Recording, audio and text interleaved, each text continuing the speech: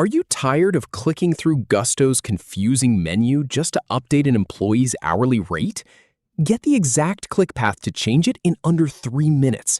Starting in Gusto's dashboard, we'll click to Onboarding, select your employee, edit the pay details, and finally confirm the saved wage. All right, let's start by opening up Gusto so we can get to work on your employee's wage.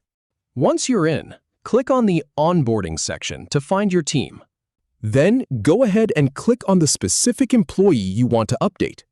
Now, from their profile, click on Pay to see their payment details.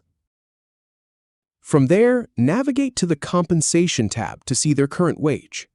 Once you're on the Compensation page, click the Edit button to make changes. Next, click on the Hourly Rate field to select it. And then click into the wage amount to prepare to enter the new number. Type in the new hourly rate you want to set for this employee. Then click Save to apply the change. Finally, just confirm that the compensation's saved and you're all done. Nice work! If you have any feedback or if any info is inaccurate, please leave a comment below. We'll do our best to answer or redo the video if needed. Thanks for watching.